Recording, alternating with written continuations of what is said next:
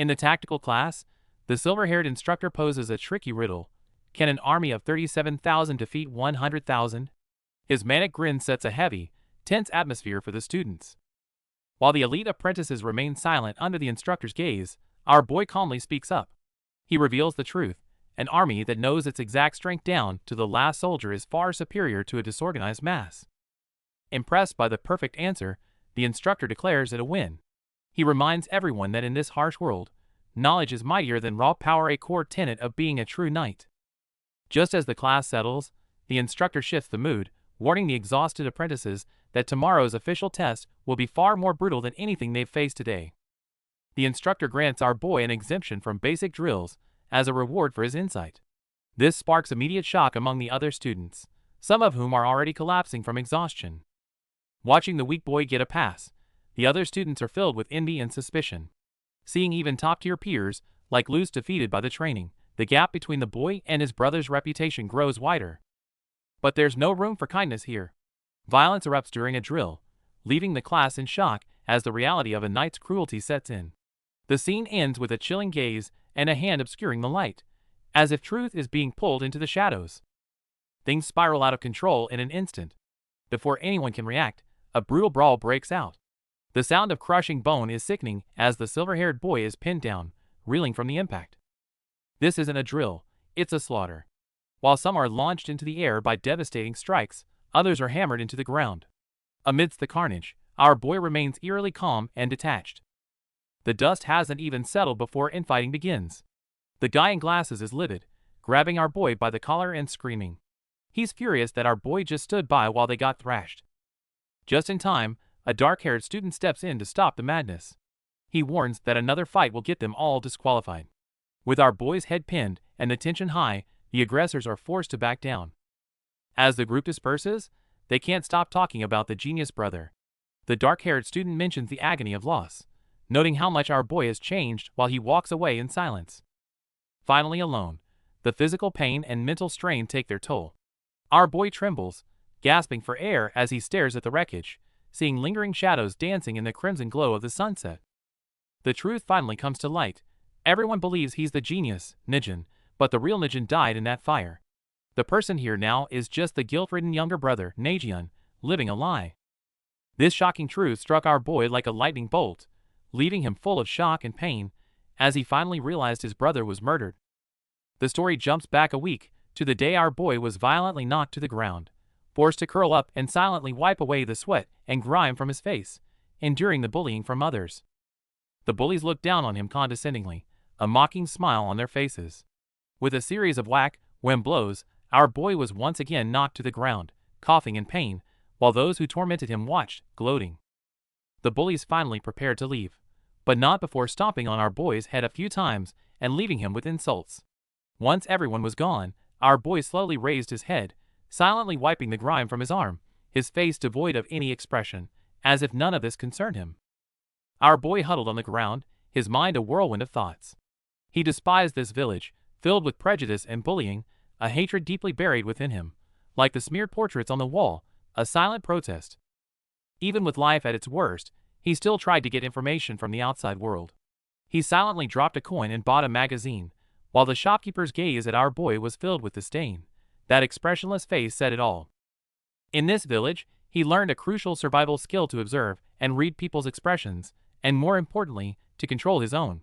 He couldn't cry, nor could he smile, because only by doing so could he reduce the frequency of harassment. He painstakingly maintained an indifferent expression as he trudged away alone, his body weary. Yet, no matter how cold his exterior, the internal pain remained undisguised, like indelible water stains. Our boy walked alone, holding reports about his brother Nijin, which were filled with Nijin's brilliant achievements as a genius knight candidate. Looking at his brother's picture, a complex emotion flickered in our boy's eyes, but a smile still involuntarily curved on his lips. However, there were times even our boy couldn't control his expression. Hearing some shocking news, he widened his eyes and cried out in disbelief. Clearly, he was arguing with someone, protesting loudly that despite completing all his tasks, he was receiving unfair treatment.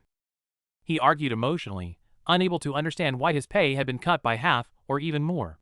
What truth lies behind this argument, and who is this Lusian he mentioned? Life is tough for our boy. He's being exploited by a boss who schemes his pay, yet he has to swallow his anger and maintain a mask of apathy. In the eyes of the villagers, he's nothing more than the criminal who burned their home down years ago. Memories of the fire from a decade ago still sharpen his gaze. Flipping through his notes, our guy finds his only solace. He knows he must endure the isolation until the right moment to change his fate finally arrives. Suddenly, a familiar face appears, his twin brother, Nijin. As the village hero, Nijin is a beacon of light and our boy's only family. Despite their different paths, their bond is unbreakable, anchored by a deep sense of trust. Nijin's warm presence washes away the bitterness of the day. He soon spots a magazine our guy was trying to hide, leading to a moment of lighthearted embarrassment.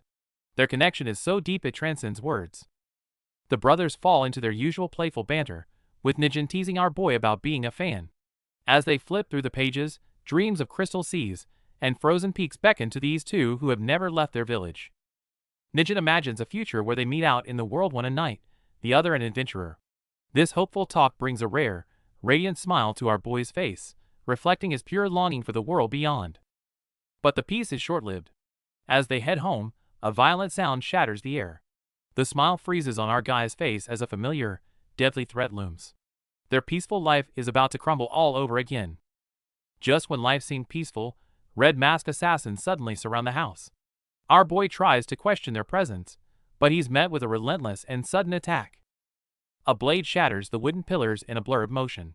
As a lethal strike aims for his brother, our boy Nijin leaps in, blocking the sword with expert precision. Facing these mysterious foes, our boy grips his sword as his gaze turns cold. He realizes this isn't just a threat, they are here with genuine intent to kill. With a violent crash, our boy is slammed against the wall. He steadies himself through the pain, watching more assassins pour in, realizing he's completely outnumbered. To prevent his defenseless brother from being kidnapped, our boy decides to face the onslaught alone. Surrounded on all sides, he stands his ground in the center of the room.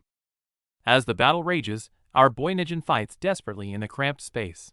He slashes through his foes while his brother bangs on the door, crying out his name. The fight reaches a fever pitch. Despite taking a heavy blow to the head, our boy counters instantly, grabbing the enemy's blade and lunging forward with a strike. The tight space makes dodging nearly impossible, and blood begins to drip down our boy's face. Despite his injuries, his resolve remains unshaken as the struggle continues. Surrounded by red-masked assassins, our boy stays calm, quickly analyzing their moves. Knowing he can't let this drag on, he draws his sword and prepares for a decisive strike. Desperate cries echo from behind the door, but our boy can't afford a single distraction. He knows all too well that making the right choice doesn't always guarantee a win. Amidst flying splinters, our boy lunges forward under crushing pressure. His glowing blade barely deflects the assassin's lethal strike, a display of sheer grit that catches the enemy off guard. The battle reaches a fever pitch as the assassin's relentless assault leaves our boy gasping for air. Despite being pushed to his limits, he grits his teeth, searching for any opening to survive. Choosing survival over an opening, our boy prioritizes absolute defense. Even as he takes heavy damage, he refuses to back down, forcing the confrontation into a tense stalemate. At death's door, memories flood back to the bond between twin brothers. Long ago, Nijin was the fragile one who relied on his brother's protection, the two of them being each other's only family. Warm yet painful memories intertwine as our boy recalls his vow to protect his kin. But as blood stains the floor, this cruel fate finally reveals a long-buried secret. Facing the fallen and the cold reality, the truth finally surfaces. The celebrated genius is long gone. The survivor standing here is actually the brother from the shadows, Najian. The story begins with a chilling confession. A masked figure stares into the lens and utters the heartbreaking truth: "I killed my own brother." Flashing back to that nightmare, a red-masked assassin holds an axe to our boy's throat, forcing a cruel choice: his own life or his brother Nijin's. Though our boy tries desperately to protect him, Nijin knows they are cornered. To save at least one of them, he makes a devastating decision. But death's shadow falls regardless. Under a cold, masked gaze, blood stains the floor, marking the tragic end of a genius knight. As his brother grows cold in his arms, our boy's world shatters. Nijin's final, faint whispers become a haunting nightmare that will never leave him. As the assassins depart, the flame of hope is snuffed out. Fire consumes the building, as if trying to erase every trace of this tragedy. Kneeling in the flames, our boy is consumed by grief and regret, asking why such a cruel fate had to befall his noble brother. Extreme pain bursts a chilling resolve. With a cold, sharp gaze, our boy picks up a blade and decisively cuts off his long hair. From this moment, the weak Nagion died in that fire. For revenge, he will take his brother's name and live on as Nijin. Amidst the ruins, our boy vows to become Nijin. He remembers the night of the fire. Those masked assassins were far more numerous than they appeared. Revenge requires finding those killers, but our boy realizes something chilling. Someone guided them. A traitor who knew Nijin personally is hiding in plain sight. Suddenly, Fadian mentions Nagion, expressing regret for the younger brother's fate. Our boy feels a chill as she subtly tests his reaction. Fadian's intuition is terrifying. She starts asking about the origin of his sword, forcing our boy to grip his weapon tightly and play his part. But then, she completely breaks his composure by hugging him from behind and whispering his real name. In an instant, his disguise is stripped away. Overwhelmed by panic, our boy struggles to process the situation. How long has she known? When did this powerful knight first see through his act? As the shock sinks in, a dark thought crosses his mind. Is Fadian a hidden ally, or is she the one truly responsible for his brother's death? To keep his secret safe, our boy fully commits to the role of his brother, Nijin. He mimics every expression and tone, determined to fool anyone who might suspect the truth. The tension breaks when the examiner bursts into laughter, patting him on the cheek. She praises his performance, leaving our boy wondering just how much she's actually figured out. It turns out she was certain from the start that he wasn't Nijin. Despite our boy's perfect acting, he realizes that some people can see right through the mask with pure intuition. Before leaving, she whispers a chilling piece of advice. He's not meant to become Nijin. This cryptic warning hits hard, reminding our boy that his path of revenge is filled with hidden traps. Despite the close call, our boy keeps his cool and waves goodbye. Once alone, he immediately begins dissecting the conversation, trying to figure out if this mysterious observer is a threat or an ally. Though doubts linger, our boy's resolve for revenge remains unshakable. To honor his brother's memory, he must stay in character and tread carefully until his enemies are finally exposed. Back at the training grounds, a new round of trials begins. As the instructor stomps down with overwhelming force, the atmosphere turns lethal, forcing all the apprentices to stay on high alert. Promotion to apprentice isn't just about honor, it's a death sentence for the unprepared. The instructor warns that they might actually die, a grim reality that our boy absorbs with silent intensity. With a formal announcement, the knight's apprenticeship exam officially begins. Our boy looks intense. He lacks his brother's raw power, but there's no turning back now. The examiner, Ludica, known as the Rosewood Fox, makes her entrance. Clutching her black umbrella with a cold gaze, her presence is so overwhelming that the apprentices begin to tremble in anticipation. Amidst the wait, a comrade's casual concern catches our boy off guard. He realizes that perfectly mimicking his genius brother is as much a psychological game as it is a physical one. Just then, Supervisor Fadian's cryptic warning echoes in his mind.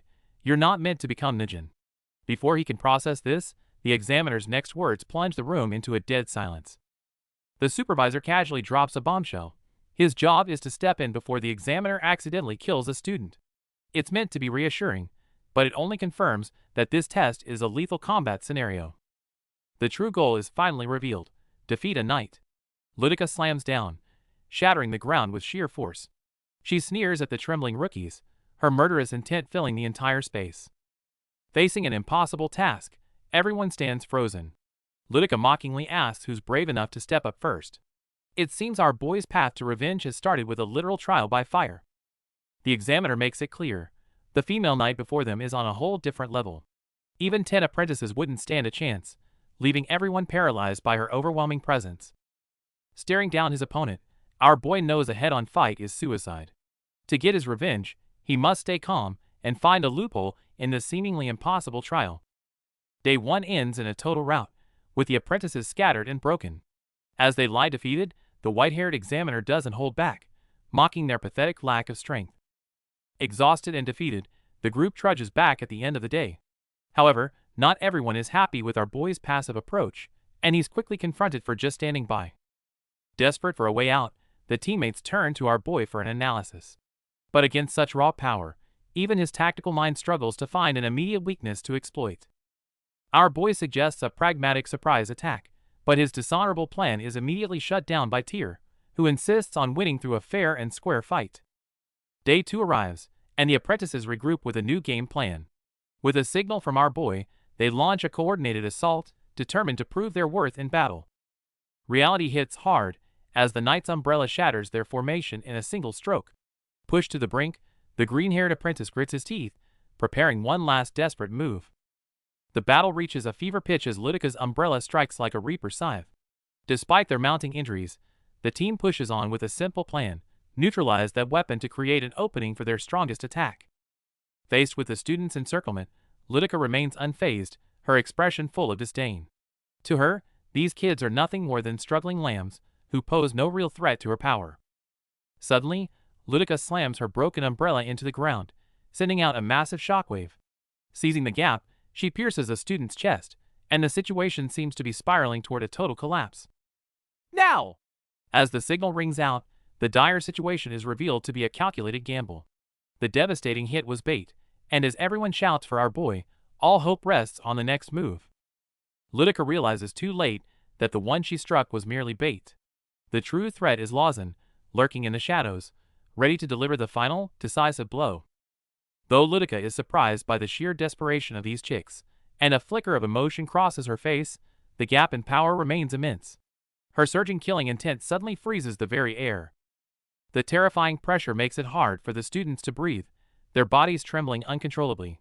This is the overwhelming aura of a top-tier warrior, one that strips the weak of even the courage to move. Curiously, our boy stands his ground with a blank face, as if the lethal malice is nothing more than a breeze. Intrigued by his lack of reaction, Lydica wonders if he's incredibly strong or just paralyzed by fear, and decides to test him herself. Today's training finally winds down, leaving the apprentices utterly exhausted. Faced with the examiner's overwhelming power, everyone is slumped in frustration, their spirits hitting rock bottom. Amidst the sighs of defeat, our boy stands up and drops a bombshell. He's figured it out. He calmly claims he knows exactly how to take down that terrifying female knight. As his teammate starts to press for answers, our boy quickly hushes him, keeping the plan under wraps for now. Fast forward to day 3, the final showdown is about to begin. When the examiner asks for the first volunteer, our boy politely steps up. Instead of drawing his sword, he starts by explaining his unique take on the true purpose of this exam. Under everyone's gaze, our boy coolly analyzes the situation. This trial isn't just about raw power, but about proving one's resolve. His insight leaves everyone around him completely stunned. He knows Lydica is the type who gets deadlier the angrier she gets. As sweat beads down, the tension thickens. Even without weapons drawn, his psychological play has frozen the air. In an instant, the examiner's gaze shifts. Sensing the chilling killing intent, our boy's pupils shrink as he screams for his shocked teammates to stay focused and not freeze up. Here she comes! Before anyone can react, the examiner strikes from the air like a blur. Faced with that suffocating speed, our boy's grand plan faces its ultimate test. The battle turns chaotic instantly as Lydica unleashes her overwhelming power. With a single move, the apprentices are sent flying, some so suppressed by the sheer force that they can't even open their eyes, struggling to track her blue blur. Facing such a monster, everyone knows a direct head-on fight is suicide. Just as morale wavers, our boy stays calm and reaffirms the core plan. Everyone must cooperate to create a single opening for Lawson to land his mark. Lydica is completely off guard only because she's certain these apprentices are paralyzed by her murderous aura. However, our boy plans to exploit this arrogance, counting down the seconds to strike the moment she's most relaxed. In this life-or-death gamble, our boy calmly reassures his comrades, saying it's alright. He knows all too well that battles are decided in split seconds, and this is their only chance to turn the tables. In a flash, our boy dashes forward, meeting Lydica's suffocating gaze head-on. The overwhelming pressure that freezes others doesn't affect him at all, and his fearless stare catches even Lydica by surprise. Lydica finally realizes our boy is the true wild card and starts getting serious, prepping her most powerful attack to end it all. Just as things spiral out of control, a hand suddenly intervenes, halting the chaos. At the critical moment, the supervisor White Doe Fadian forcibly intervenes. Though she stepped in to prevent Lydica from killing anyone, she quickly realizes she was also part of our boy's plan, used as a tool to restrain the examiner. Reflecting on the narrow escape, our boy acknowledges that because he is weak, he must calculate and exploit everything. This David and Goliath gamble ends for now, but his true path to revenge has only just begun. The battle rages on, tension high. The black-haired proctor, Ludica, attacks ferociously with a murderous glare, while the white-haired knight, Fadian, calmly blocks her path, warning her not to get in his way. Our guy watches this unexpectedly fierce clash, sweat beading on his brow. Fadian, holding his long pipe, keeps a sharp eye on Ludica's movements. However, Ludica completely ignores the warnings and the fight, her gaze fixed solely on our boy, driven by a singular desire to see what he's truly capable of. Just then, Ludica erupts with power, launching a fierce strike with a whoosh aimed directly at Fadian. The immense force instantly sends a caught-off-guard Fadian flying backward, carving a deep fissure in the ground as he skids. After sending Fadian flying, Ludica doesn't relent, her form becoming a blur as she presses the attack, angrily demanding to know why everyone keeps getting in her way. Watching Ludica turn her murderous intent toward him, our boy's heart leaps to his throat.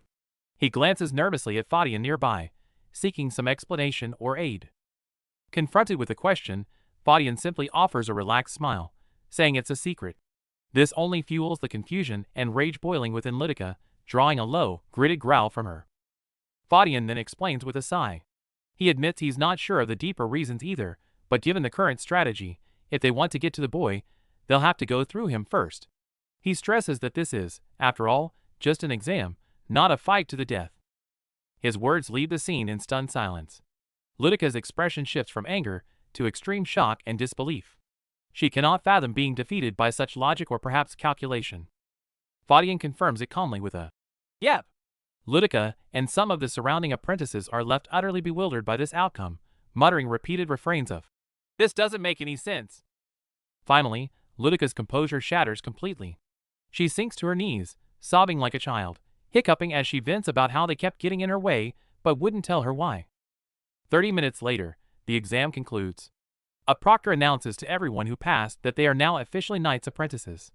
She then asks them how it feels to hold this new title. The instructor's gaze lands on our boy, asking for his thoughts. After a moment of silence, he answers calmly, saying there's no real, tangible feeling yet because they're still just apprentices. Nothing about them has fundamentally changed. Getting through the selection is just the start. The instructor makes it clear that holding a title and actually being worthy of it are two very different things. To keep up the act, our boy starts a grueling training regime in the woods.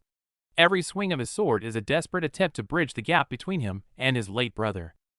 Looking at the splintered wood, he's hit by a wave of self-doubt. No matter how well he acts, his physical limits keep reminding him that he's still not the genius Nijin. The instructor announces the next phase. This special class will have real duties now. But there's a catch: these fledglings are not only weak, but lack proper weapons. Given a month to find weapons and track the instructor, our boy sighs. He knows his clever tricks won't carry him through the real challenges ahead forever. 2 weeks fly by, and our boy pushes himself to the point of collapse. But the talent awakening he hoped for never comes, and reality starts to bite hard. His skills just won't improve, and it's driving him crazy. Despite having the same blood as his brother, his progress is stagnant, and the frustration is becoming unbearable. This helplessness triggers a memory from 10 years ago. Before the fire destroyed everything, the weak one who needed protection was actually his brother, Nijin. Najian recalls his childhood when he was struck by a terrible illness, so sick he thought he was going to die. His twin brother Nijin watched over him anxiously, and seeing Najian in that state made Nijin resolve to protect him. Only a few days later, a catastrophic fire struck. To protect his brother and the village, Nijin awakened incredible power, becoming unrecognizably strong. The young man stood amidst the collapsed ruins, sword in hand. Watching his brother's rapid growth, Najian began to believe that since they were twins, if he just tried hard enough, he could become just as strong. This naive belief was swiftly shattered by harsh reality. Even after 2 weeks of training at the Knight's Order, Najian had made zero progress. He began agonizingly questioning himself. Do I have no talent at all? The truth was, a talent like Nijin's was a once-in-a-century rarity, a flawless gemstone. Najian was the complete opposite. Exhausted and struggling to accept this, he searched his memory for something his brother once said. He remembered the theory of trial by fire from a book, even attempting to mimic the extreme method of pushing a failing student into a pit. However, the harsh reality forced him to quickly give up on such dangerous ideas. Najian felt utterly defeated. He once outperformed his peers, but now everyone else was advancing rapidly, especially the enigmatic Lawson. Driven by curiosity and stubbornness, he decided to tail Lawson and uncover his secret training methods. While tailing Lawson, the man ahead suddenly stopped, as if sensing something. Now it was the stalker's turn to get nervous. He hid anxiously, urging in his mind for Lawson to just keep walking already.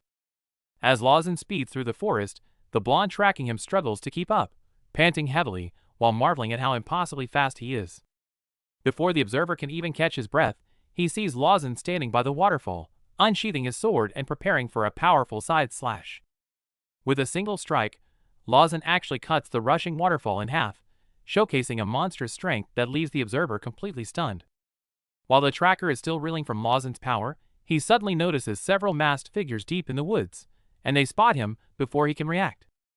Meanwhile, our boy is in a tight spot as he comes face to face with the red masked assassins in a canyon, wondering how on earth they managed to track him. Faced with a direct threat, our boy instinctively reaches for his weapon, only to realize he forgot his sword. With zero chance in a fight, he desperately searches for a way to survive. Just as things look hopeless, an assassin in a diamond mask yells at him for eavesdropping. However, the leader steps in to stop him, leading to a tense standoff.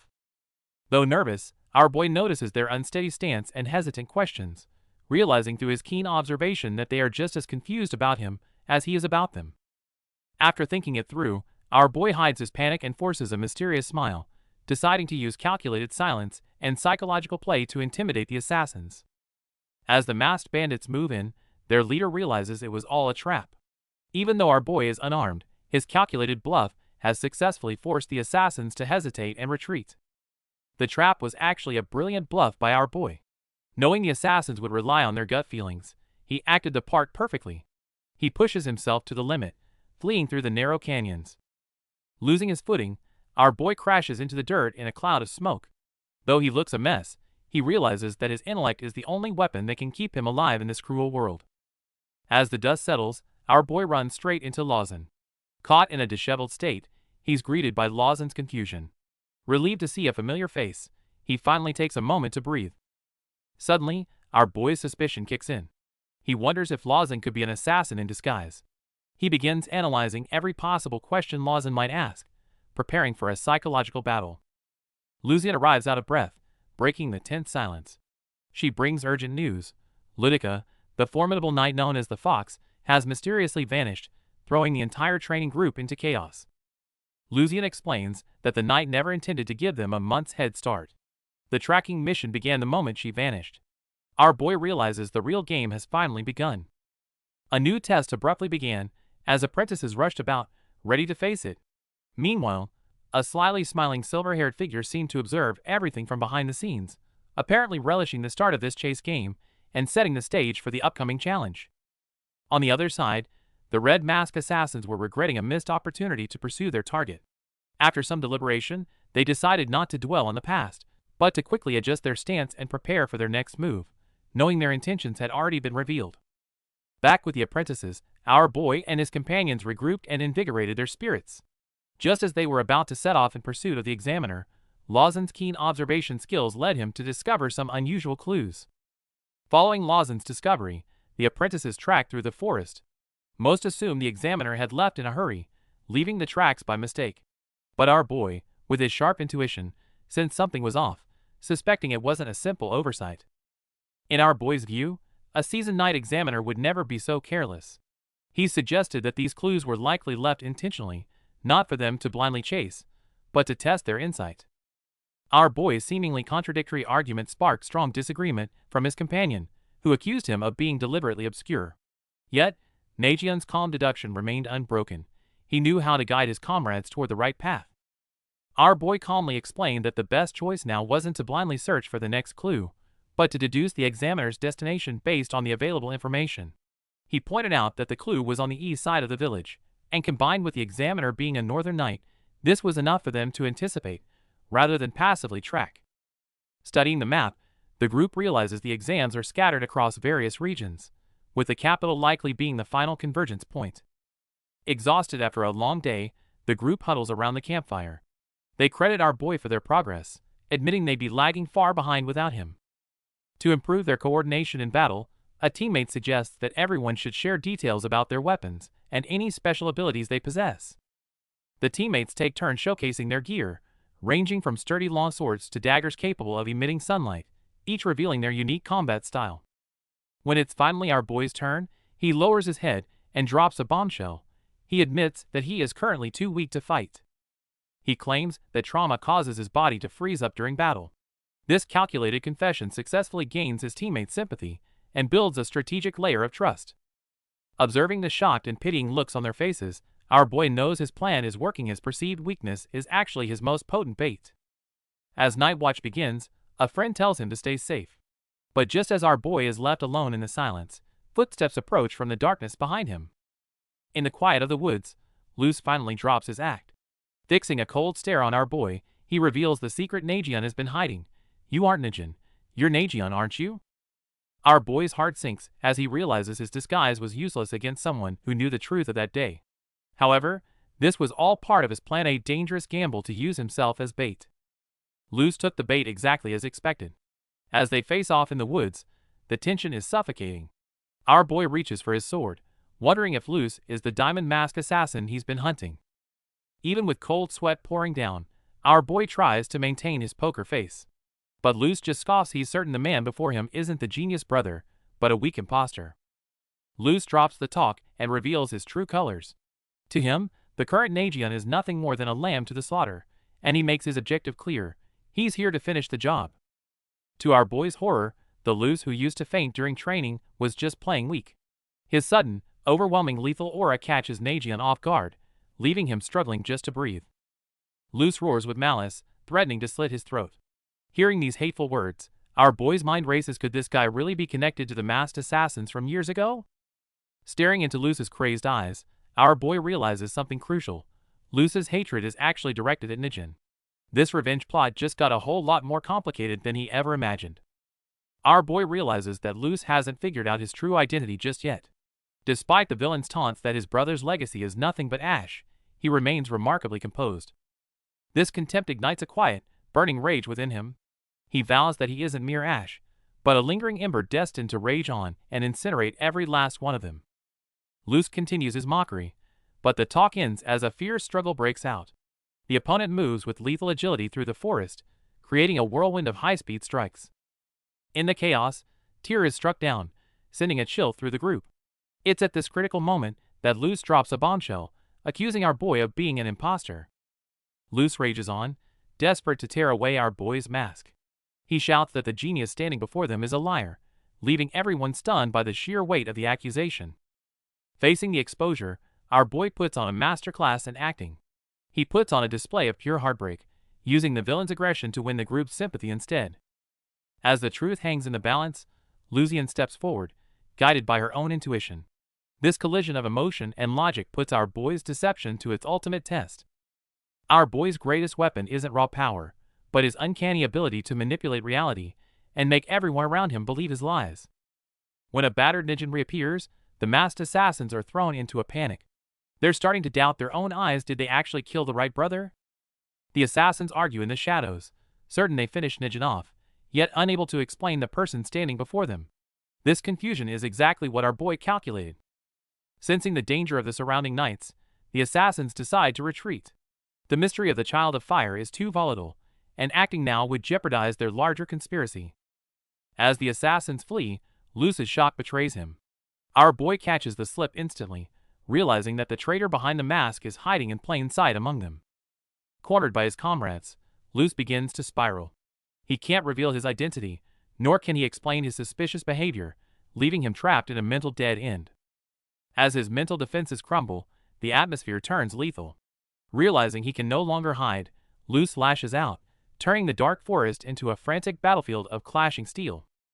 With the final clash of blades, the shadow among them is finally forced into the light, marking a pivotal step forward in our boy's grand plan for revenge. As the fight heats up, Luz's attacks become incredibly sharp. Even though he claims to be a novice, he fights with a terrifying intensity, as if every battle is a duel to the death. The tension reaches a breaking point as Luz warns his opponent to be ready for death. However, he suddenly retreats into the shadows, leaving behind nothing but a mocking farewell. With Luz gone, only a cracked dagger remains lodged in the ground. Our boy stares at the weapon, realizing that this dangerous wild card has successfully masked his trail. The remaining 3 decide to continue their mission without Luz. Surprisingly, Lucian, who usually can't stand him, awkwardly checks in on our boy, telling him to keep his head up. Our boy reflects on their group dynamic, noting that Lucian's posse wasn't actually close. While Luz was a sadistic bully, Lucian's fiery hatred for him stems from a much deeper trauma.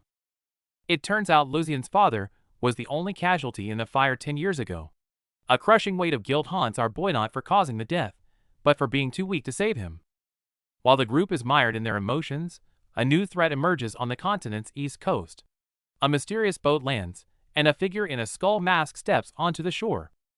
The scene shifts to the Knights Apprentices on a field operation.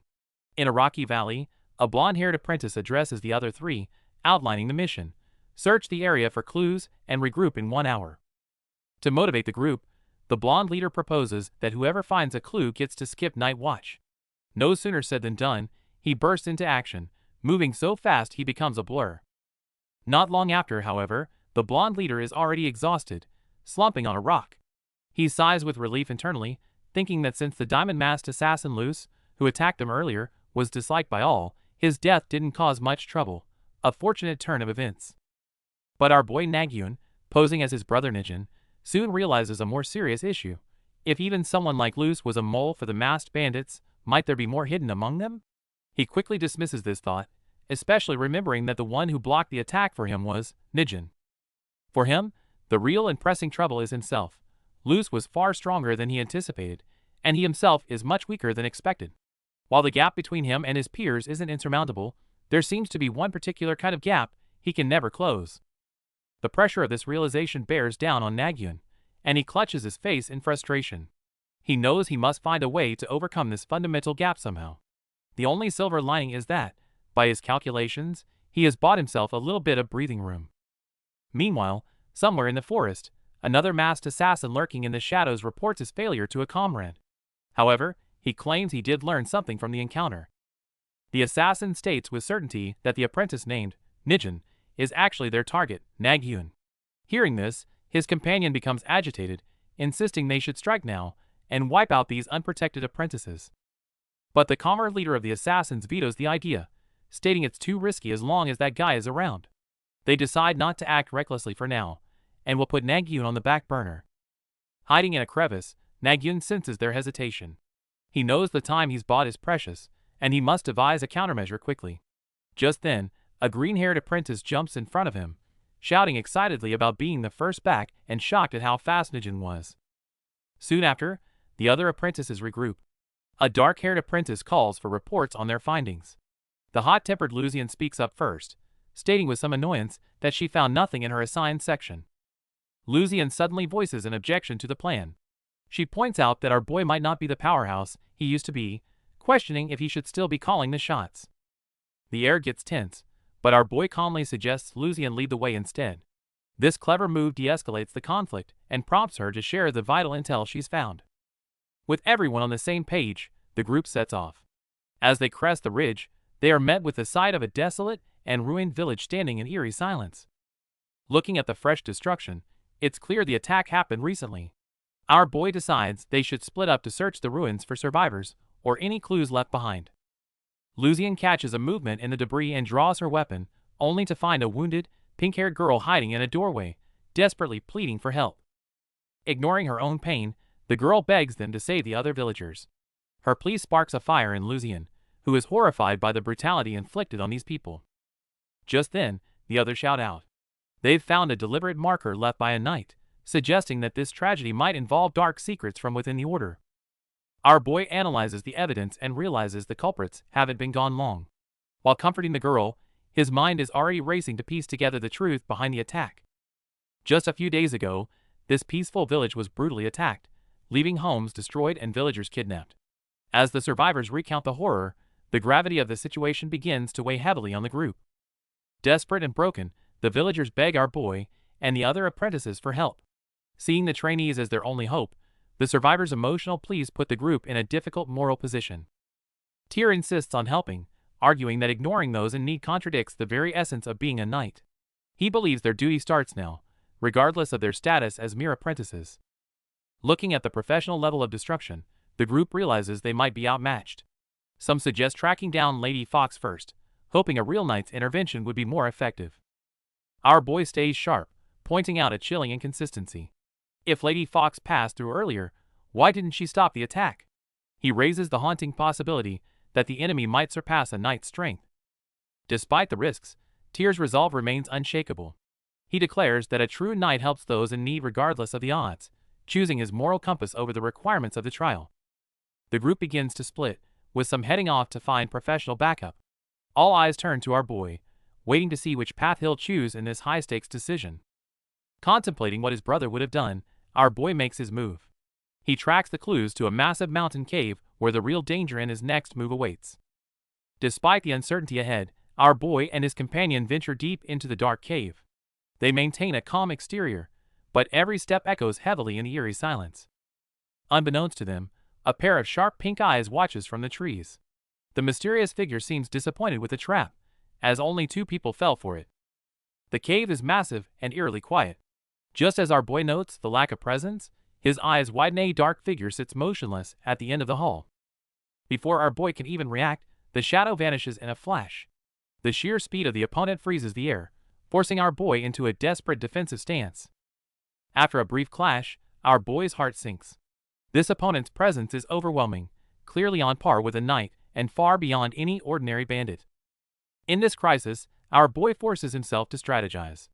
The moment he recognizes that umbrella, the terrifying truth hits him. The Rosewood Fox is actually here. Outside the cave, the other apprentices decide to split up.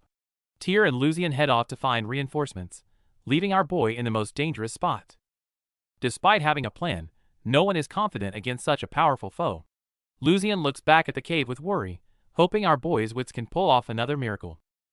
In the dimly lit cave, our boy and Tyr find themselves cornered by a bandaged assassin. Tension thickens as the enemy demands to know their role in the village attack. Knowing he stands no chance in a direct fight, our boy starts calculating. Their only hope lies in Tyr's tactical skills, and that weapon capable of a blinding flash. Before a plan can form, the assassin lunges with lethal speed. Tyr barely manages to block the heavy blow, but the sheer force sends him reeling backward. A devastating impact sends Tyr crashing into the stone floor. As the dust settles, our boy watches in horror, realizing their situation has turned from dire to nearly hopeless. The assassin closes in for the kill. Realizing that Tyr being incapacitated means certain death for them both, our boy knows he must find a way to turn the tide. Suddenly, a brilliant flash erupts, blinding everyone. Tyr used his hidden trump card to protect our boy, exhaustion clear on his face as he barely stays standing. The reprieve is short-lived. Tyr's weapon is spent, and the assassin's sight is returning. With a cold sneer, the enemy prepares a final, sweeping strike to end it all. The bandage-wrapped figure shattered whatever was in front of them with a mighty punch, leaving the gray-haired recruit wide-eyed with horror. The enemy followed up with a brutal overhead slash, instantly striking down one of our guy's companions, leaving him groaning and immobile on the ground. Witnessing their comrade fall, the green-haired recruit angrily declared, "We decided to come with you," but understood the dire situation they might already be failing the test. Facing the overwhelming foe, the fight reached a stalemate. Tyr admitted he was nearing his limit, but our guy calmly stated they'd have to find a way out on their own. The masked enemy attacked again. Moving with blinding speed, it landed a numbing blow on a recruit who tried to block. Facing an enemy with knight-like strength and speed, Tyr warned them a single error could mean defeat. Yet, our guy began to analyze a pattern in the foe's movements. He loudly pressed Tyr for his true condition, emphasizing this was strategy, not pride. Finally, Tyr confessed he was truly spent and could barely move. Confirming Tyr was out, our boy told his remaining allies, "Tyr's hurt. We have to do this on our own now." Despite their nerves, the 3 prepared to follow his lead. The 3 spread out to engage the enemy. The bandaged opponent showed even more terrifying power, effortlessly lifting a huge boulder and swinging it with devastating force. Cornered by 2 attackers from both sides, our guy is forced into a narrow space among the rubble. It dawns on him that their objective isn't to kill him outright, but to trap and surround him completely. The clash begins just as he raises his guard. A 4th assailant launches a swift strike from behind, the air whistling with the force of the attack. Under the combined assault, Our masked protagonist calmly weathers the blows while swiftly analyzing his opponent's tactics and true intentions. Bracing himself against a massive rock, he realizes his enemies don't just have numbers, they're deliberately herding him into terrain where his mobility is severely limited. But just as one of the attackers gloats and demands to know what plan he could possibly have left, our guy's lips curve slightly upward beneath his bandages. That fleeting, cold smile heralds a sudden, fierce counterattack that instantly shatters their formation. The tide of battle begins to turn. He capitalizes on a tiny gap in their teamwork, a single, blindingly fast thrust that completely reverses the offensive and defensive positions. Amid the chaos, a recollection flashes through his mind. No one has never told a lie. A masterful liar makes their fiction accepted as truth by others. And in the very moment his opponents waver, tricked by the flaws he deliberately showed, the very lies he spun are transformed into a decisive, lethal move. His clenched fist pins the enemy down, crushing any chance of resistance. He hasn't grown stronger, he merely made everyone believe he was. That was the only way to win this encirclement. The mystery man wrapped in bandages makes the first move, swinging down with his weapon with all his might as debris flies around him. His black-haired counterpart reacts quickly, ducking under the attack and using the momentum to send the attacker crashing to the ground. Without hesitation, he follows up with a forceful stomp, driving his long sword into the ground, the impact cracking the floor with a flash of light. The burst of effort takes its toll, leaving him panting and admitting he's not used to such intensity. Meanwhile, the bandaged man seems to regain his composure. The fierce clash subsides, leaving the arena in shambles. Gazing at the panting young knight apprentices before him, their fighting spirit reminds the bandaged man of his own past. To their surprise, he extends an unexpected invitation, offering these promising youths a chance to choose to work for him instead. But this choice carries a grave risk. He coldly holds up a finger and begins to count down anyone who remains undecided when time is up will meet their end. 1. He utters the first number, and the atmosphere freezes. The gray-haired apprentice painfully realizes their weakness leaves no good options, while Lucian, on the other hand, has already drawn her sword, having made her choice. Though another dark-haired apprentice is terrified of dying, his knight's conviction ultimately overrides his fear. With a furious shout, he declares their chosen path is to bring this man before them down. 3. At the very moment the bandaged man utters the final number, Lucian leads the charge in a desperate, all-out assault. But the bandaged man's reaction is lightning fast. The blonde apprentice barely catches a glimpse of a blur before the man swings his large, umbrella-like weapon, perfectly parrying the strike. The atmosphere at the assessment is heavy, as the examiners are clearly unsatisfied. To them, although the apprentices won, the way they did it was far from acceptable. Faced with this controversy, the examiner decides to set a higher bar. His stance is firm. Anyone who fails to meet his standards will be sent home without mercy. As the battle settles and the exhausted apprentices rest, Ludica appears. She acknowledges their tactics, but quickly adds how disappointed she is, putting everyone back on edge. It turns out she had been circling them the entire time without being noticed. This massive gap in skill and the feeling of being watched leaves everyone in a cold sweat. But then comes the twist. Ludica was impressed by their courage to stand tall against an unbeatable foe. This display of true knightly virtue earns them her official approval. Just as the group celebrates, the examiner singles out our boy. She suspects he saw through the entire test, and his extraordinary insight has only made her more suspicious. The examiner aggressively questions his motives, threatening him with disqualification. After this high-stakes psychological battle, our boy can finally stop to catch his breath. The dust finally settles, and the group is shocked to discover that the bandaged mystery man is actually Fidrance, the high-ranking knight known as the Periwinkle Wild Dog. Now that his cover is blown, Fidrance shamelessly admits the truth. His playful, grinning demeanor is a complete 180 from the terrifying bloodlust he just displayed. But the students aren't laughing. They're filled with fury and confusion. Why would a noble knight stage a lethal raid on a village and treat innocent people so ruthlessly? While the others are still reeling, our boy is already calmly deconstructing the situation. He doesn't let the questions about Luce distract him, staying focused on the strange details of the raid. Since the suspicious Luce has already bailed and disqualified herself, it's time to shift the conversation back to the actual truth behind this so-called test. Our boy points out the fatal flaw in the staging. Despite the houses being torn apart, there wasn't a single drop of blood, proving the entire tragedy was a scripted act. Recognizing these inconsistencies, He knew it was either a trap or a test. To confirm his theory once and for all, he chose to lead everyone straight into the heart of the farce. The ultimate evidence was the pristine umbrella. In a real battle against such a powerful foe, it's impossible for the scene to remain so clean without a single mark of resistance. The perfect scene was exactly what gave the test away. Our boy's terrifying powers of deduction are enough to make even a seasoned knight take him very seriously. In reality, from the very first moment he set foot in the village and looked at those villagers, our boy's sharp intuition had already sniffed out the entire setup. The recent battle has everyone eyeing our boy suspiciously.